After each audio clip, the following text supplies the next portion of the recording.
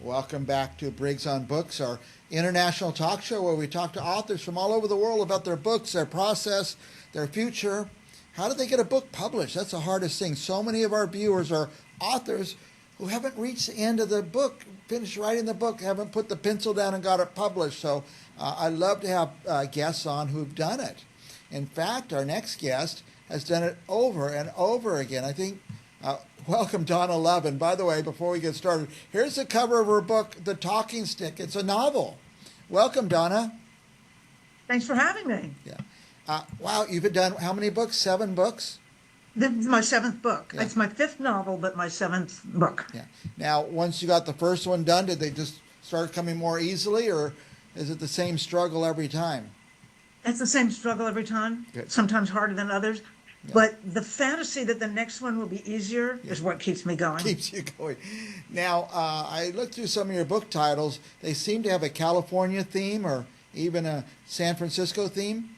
Yes, all my books are set in the Bay Area, mostly in San Francisco.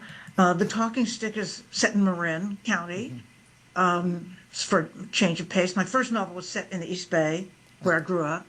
But, I'm a San Franciscan, almost native.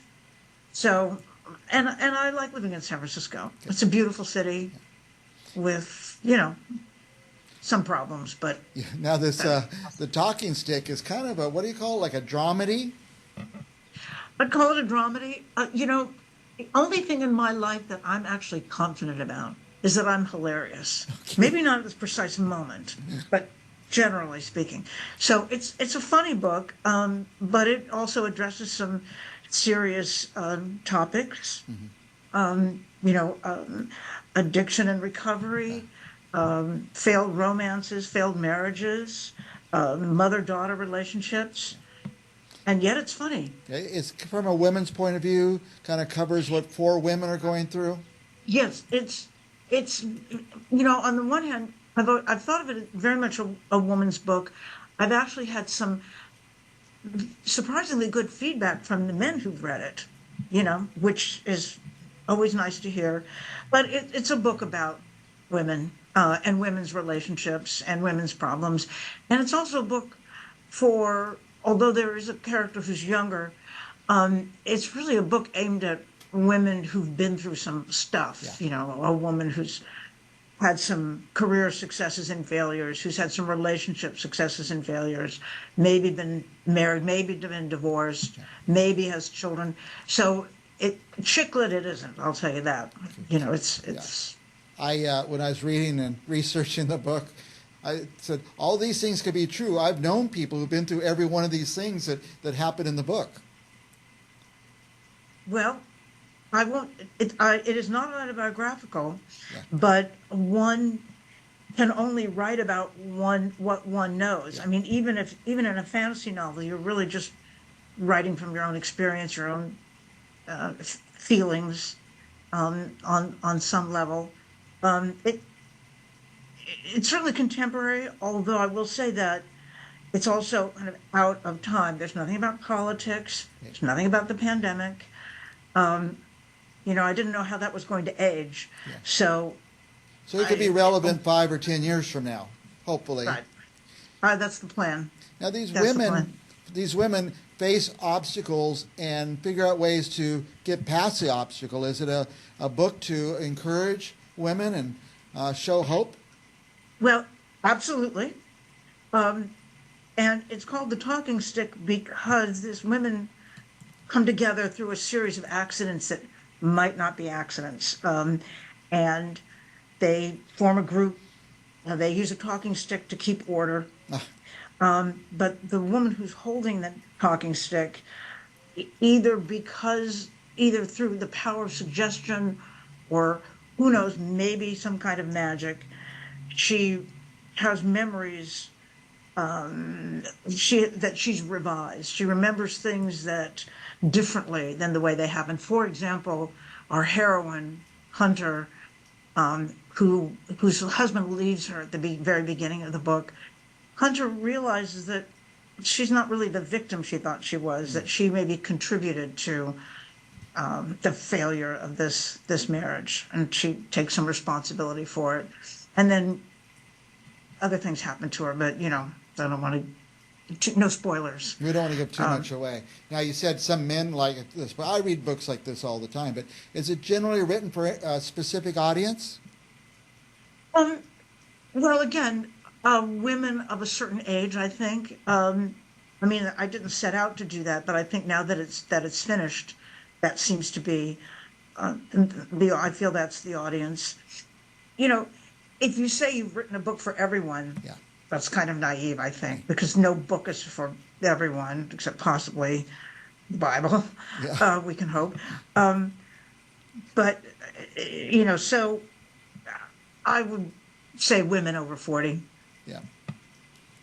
That's the new average age now. That's the new young, kind of moving past our first career or first marriage or something. That's a lot of people we know right now. So Yeah, exactly. exactly. Will people recognize places in the book that are from that area? I think so.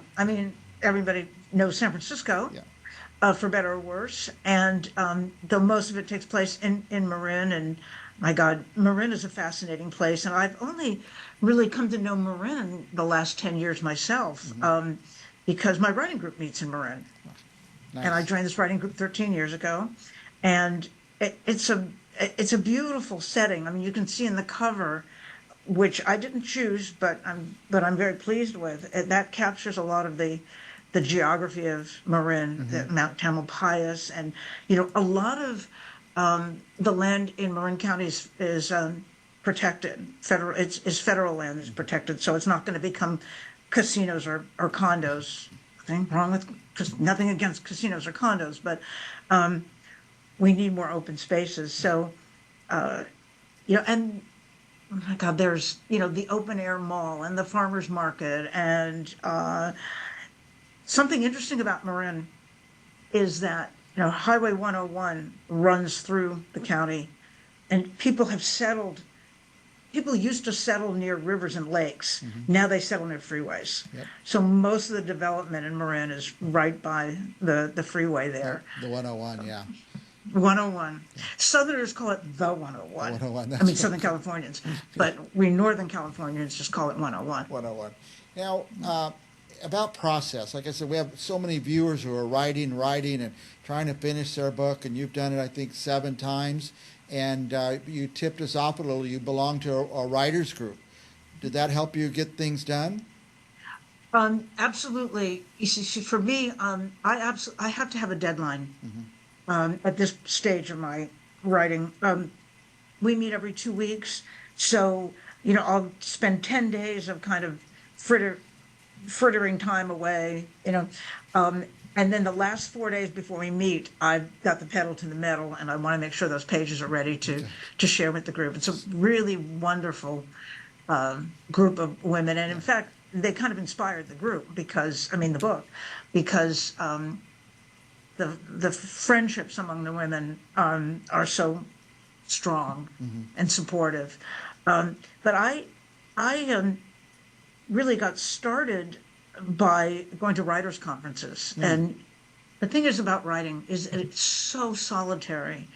And, if you're a lawyer, you go to the office and there's other lawyers. Of course, now people are working remotely, et cetera. But if you're a doctor, you see patients all day. If you're a writer, it's you and the cat. So I think it's really important for writers to find a community, and whether that's a writing group or taking classes or going to conferences. And, the good thing that came out of the pandemic is what we're doing right now, which is Zoom. And I know you talk to people from all over the world. Yeah. And now you don't need to get in your car or get on a plane to meet other writers. You can, there's no real substitute for human contact, the eye contact, human touch. But this has just opened up a lot of possibilities for people to form the community they need to form. Yeah. I get to be inspired over and over and over again as I'm inspired by you and learning from you. Writers Conference mixed with other people. Who of us start as an expert at being a writer or a novelist? So you should seek other people who are doing it and who've done it especially, and maybe hold that magic key like Donna Levin does. and you know, it looks easy. Yeah. If you can, but if you can write a clever email, you think, oh, well, a novel's just longer, right? Yeah. But, you know, no one would burst into the emergency room at a medical center and say, hey, well, I always wanted to be a doctor. Let me Let's try. amputate a limb, Yeah. you know, and writing requires, you know, not, I don't have the skills to become a doctor, but writing requires its own set of Yeah. skills that you have to learn. So I tell people, be patient with yourself, Yeah. hang in there, and learn from others. I always use the Frank Sinatra example. Anybody who hears Frank Sinatra sing, he makes it look so easy. They all feel that they could do it. So, Yeah, and some people write so easy, make it look so easy, but it's a lot of work. yeah, You're letting us know it's a lot of work. Now, I know we're past time. They're giving me the signal, but what's your process? Do you sit down every day at a certain time, or you told us you kind of procrastinate for 10 days, then write in a burst for 4 days? For many years, I was very disciplined in the way you described. I sat down at a certain time. I didn't answer the phone. Um, you know, I got up in the morning. I went swimming, sat down for 3 hours, which somehow that 3 hours took the whole day. Now my kids are grown. I'm a little more loosey-goosey about that, but you know, I think after all these years, I have, you know, I'm motivated to keep to some kind of schedule. I just don't have to be quite so hard on myself. Can I I think. just another thought on the book is what formats is your book, Walking Stick? Talking format? Formats But it's in hardcover. It's also available as an ebook, and pretty soon there'll be an audio version. Yeah. I think in a few weeks. Yeah, I love audiobooks these days because it's so hard to read anymore. It's getting harder and harder to read the print, and with audiobooks, I read all day. I'm at the gym or I'm driving or whatever Right. I'm doing. I got an audiobook going, so I love that, and I love Yeah, books written in a location that we kind of know, like New Orleans or San Francisco, things like that. So, Yeah. um, Yeah. uh, I'm really glad there's going to be an audio because Yeah. I like audio too, and I know a lot of people who really prefer it for the reasons you described. well, we're running out of time. Any last thoughts you want to tell our viewers about you or your book or anything in the Well, world? okay, look, buy it would be the first one, Hey. and if you are a writer or want to be a writer, get that community. I'll just reinforce that.